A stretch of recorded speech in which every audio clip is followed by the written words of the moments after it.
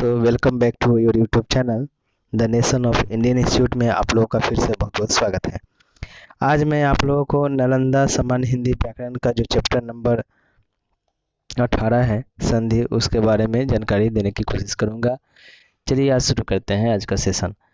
संधि शब्द का अर्थ है, संधि शब्द का क्या अर्थ है? तो यहाँ से यदि हम ये कलर ले लें तो कलर हम चेंज कर लेते हैं, ये हरा कलर कर लेते हैं, ठीक है।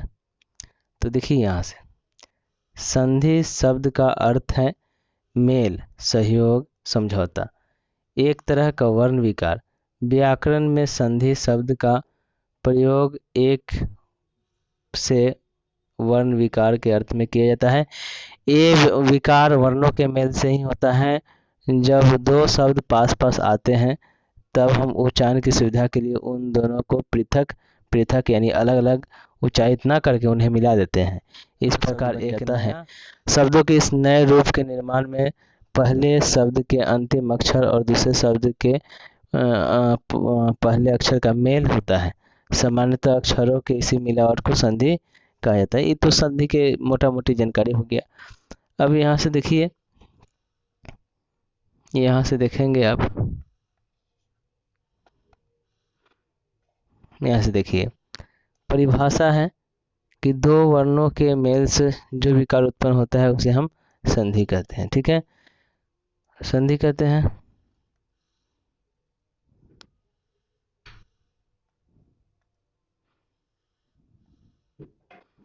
अब यहाँ से देखिए दूसरा परिभाषा है दो निर्दिष्ट अक्षरों के पास आने के कारण उनके संयोग से जो विकार उत्पन्न होते हैं उसे संधि कहते हैं। जैसे विद्या जोड़ालय बराबर विद्यालय। विद्यालय में दया में आलय अ से मिल जाने से एक दीर्घ हो जाता है।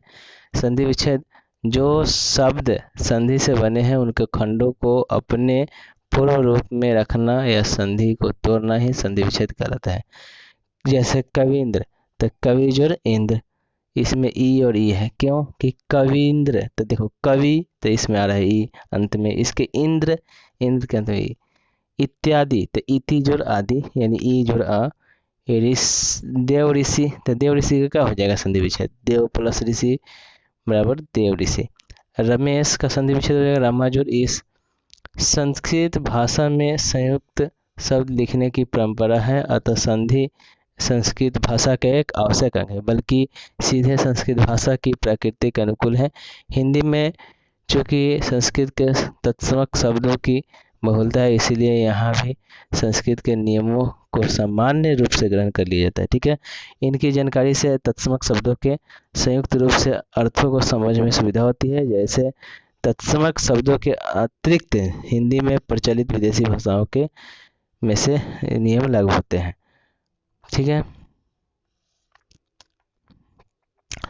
अब यहाँ कहेगा कि संधियों के प्रकार, संधियों के प्रकार में देखिए संधियाँ तीन प्रकार की होती है, स्वर संधि, व्यंजन संधि, विसर्ग संधि, ठीक है।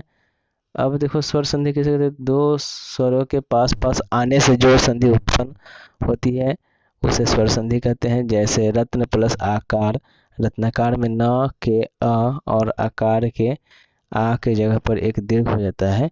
इस उदाहरण में अ प्लस अ दोनों स्वर है, इसलिए यह स्वर संधि है, ठीक है। तो देखिए हमारा वीडियो आपको कैसा लगा। यदि हमारा वीडियो अच्छा लगता है तो अपने दोस्तों के साथ शेयर जरूर करें, ठीक है।